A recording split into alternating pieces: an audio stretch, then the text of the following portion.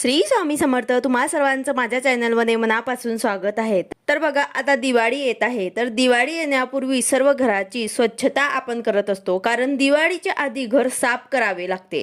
कारण दिवाळीच्या दिवशी साक्षात देवी लक्ष्मी आपल्या घरामध्ये प्रवेश करत असते. तर बघा, देवी लक्ष्मीला आपल्या घरामध्ये स्थिर ठेवण्यासाठी, अखंड ठेवण्यासाठी दिवाळीपूर्वी आपल्याला अशा कोणत्या वस्तू आहेत ज्या आपल्याला घराबाहेर काढायच्या आहे, याविषयी संपूर्ण माहिती मी तुम्हाला आजच्या व्हिडिओमध्ये सांगणार आहे. व्हिडिओ पूर्ण बघा, जेणेकरून तुम्हाला संपूर्ण माहिती मिळेल. जर तुम्ही चॅनलवर नवीन असाल तर चॅनलला सबस्क्राईब करायला मात्र विसरू नका आणि व्हिडिओला लाईक करायला मात्र विसरू नका. आता ह्या सर्व वस्तू आपल्याला बाहेर काढायच्याच आहेत. त्यासोबत एक वस्तू अशी आहे जी आपल्याला दिवाळीच्या दिवशी रात्री 12 वाजता बाहेर काढायची आहे.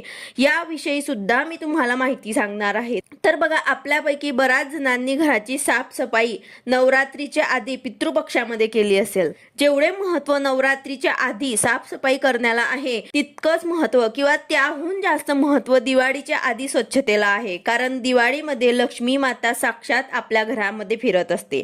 म्हणून दिवाळीमध्ये आपण घरामध्ये साफसफाई करत असतो. दिवाळीच्या वेळेस घराबाहेर असलेले जाडे जळमट हे नकारात्मकताला म्हणजेच अलक्ष्मीला आमंत्रित करतात आणि अशा घरामध्ये देवी लक्ष्मी कधीच प्रवेश करत नाही.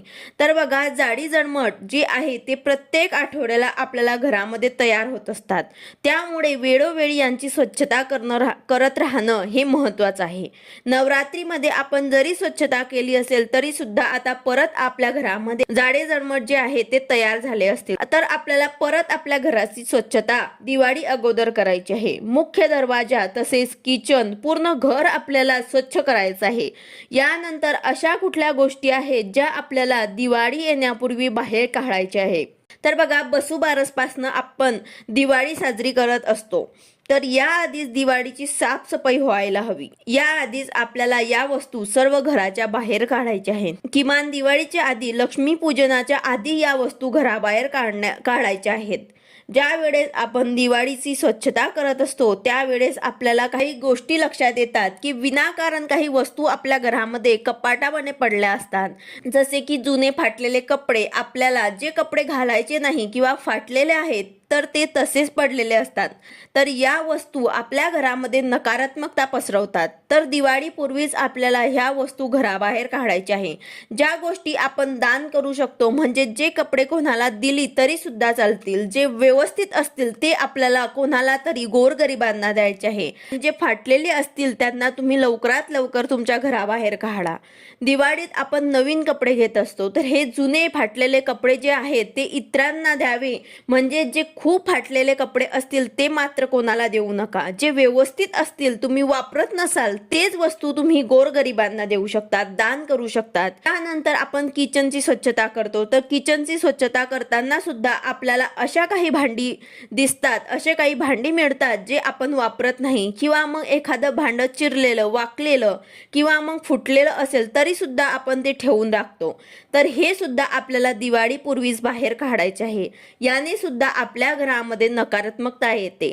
देवी लक्ष्मी जे घर स्वच्छ आणि सुंदर असेल तिथेच येते आणि तिथेच ती नांदते.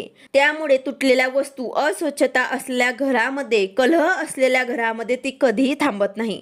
जसं की आपल्या घरामध्ये चप्पल सुद्धा तुटलेली किंवा जे आपण वापरत नाही ते सुद्धा पडलेले असतात. घरात कोणतीही वस्तू तुटलेल्या अवस्थेत ठेवू नका. याने घरात नकारात्मकता पसरते. याचे परिणाम म्हणून घरामध्ये वादविवाद होतात. दिवाळीमध्ये अशा कुठल्याही वस्तू, ते कपडे असो किंवा मग फुटलेली भांडी असो किंवा मग तुटलेली चप्पल असो किंवा मग तुटलेल्या काचेच्या वस्तू असतील तर ते सुद्धा तुम्हाला घराबाहेर काढायचे आहे. त्याचबरोबर घरात असलेली बंद घड्याळ हे सुद्धा आपल्याला बाहेर फेकून द्यायचे आहे किंवा मग ते दुरुस्त करून घ्यायचे आहे. बंद पडलेली घड्याळ जे असते ते आपली प्रगती थांबवते.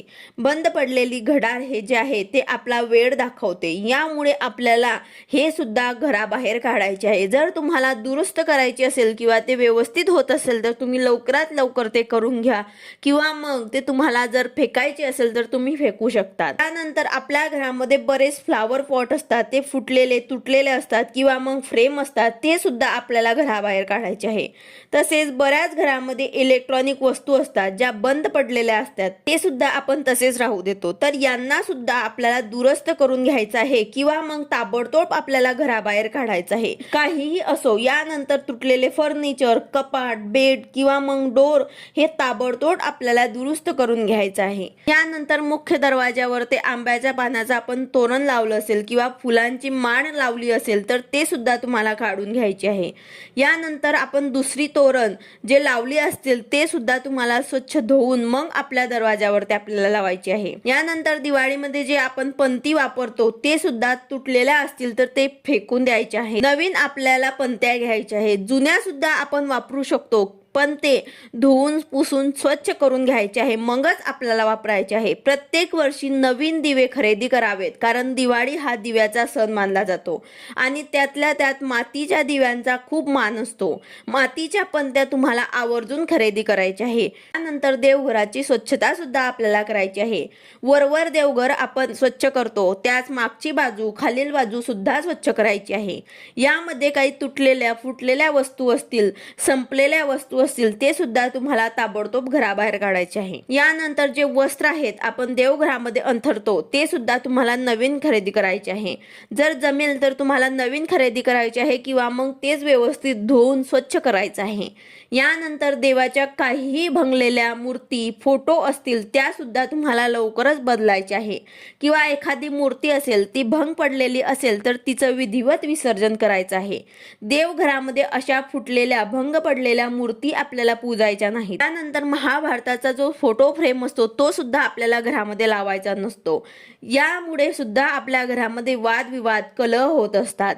यासोबत नटराजांची सुद्धा मूर्ती घरामध्ये नसावी, कारण यामध्ये महादेव जे आहेत ते तांडव नृत्य करताना दिसत आहेत. त्यामुळे सुद्धा घरामध्ये अशांत वातावरण निर्माण होत असते, घरामध्ये वादविवाद होतात. तर ही सुद्धा आपल्याला बाहेर काढायची आहे. यानंतर आपल्या जुन्या फाटलेल्या पर्स किंवा पाकिट असतील ते सुद्धा तुम्हाला बदलून घ्यायचे आहे, कारण आपण त्यामध्ये पैसे, लक्ष्मी ठेवत असतो, म्हणून सुद्धा आपल्याला हे नवीन घ्यायचे आहे. त्यानंतर डस्टबिन सुद्धा आपल्याला बदलायचे आहे, कारण आपल्या घरातली नकारात्मकता, सर्व घाण जे आहे ते डस्टबिन मध्ये असते. आपल्या घरातील नकारात्मकता बाहेर घेऊन जाण्याचं काम हे डस्टबिन करत असते, म्हणून ती देखील चांगल्या अवस्थेत असावी. यानंतर सर्वात महत्त्वाची वस्तू म्हणजे झाडू. झाडूला तर आपण लक्ष्मी मानत असतो. झाडूला घराबाहेर का काढायचे, तर जेव्हा आपण लक्ष्मी पूजन करतो तेव्हा ते आपण नवीन आणतो आणि जे वर्षभर आपण वापरलेली असते त्याचं रूपांतर जे असते ते अलक्ष्मीमध्ये होत असते, कारण तो झाडू आपला खराब झालेला असतो, तुटलेला असतो. हा झाडू सुद्धा आपल्याला घराबाहेर काढायचा असतो. पण जुना झाडू दिवाळीपूर्वी चुकूनही बाहेर फेकू नका, कारण दिवाळीच्या रात्री, लक्ष्मी पूजनाच्या रात्री 12 वाजता हा झाडू आपल्याला घराबाहेर फेकायचा आहे. म्हणजेच आपल्याला आपल्या घरातली जे अलक्ष्मी असते तिचं निसारण करायचं असते आणि अलक्ष्मी निसारण हे आपण लक्ष्मी पूजनाच्या रात्री 12 वाजता करत असतो. हे आपल्याला लक्षात ठेवायचं आहे की झाडू जो आहे तो आपल्याला दिवाळीपूर्वी न काढता दिवाळीच्याच दिवशी आपल्याला रात्री 12 वाजता हा जो झाडू असतो, जुना जो झाडू असतो तो आपल्याला घराबाहेर काढायचा असतो. अलक्ष्मी जे आहे ते आपल्या घराबाहेर काढायची असते.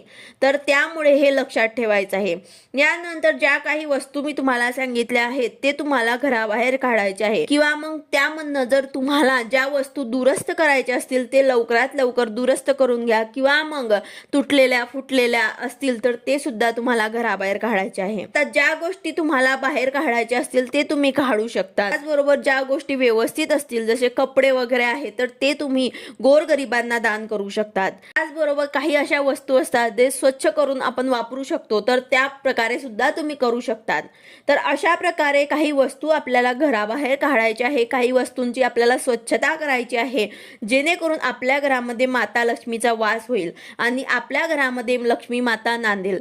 तर यासाठी हे आपल्याला दिवाळीपूर्वीच हे लक्षात ठेवायचं आहे. आपल्या पूर्ण घराची स्वच्छता करायची आहे. मुख्य दरवाजा जो आहे तो आपल्याला स्वच्छ करून पुसून घ्यायचा आहे. व्हिडिओ आवडला असेल तर लाईक करा, शेअर करा, सबस्क्राईब करा. भेटूया अशाच नवीन व्हिडिओ सोबत. श्री स्वामी समर्थ.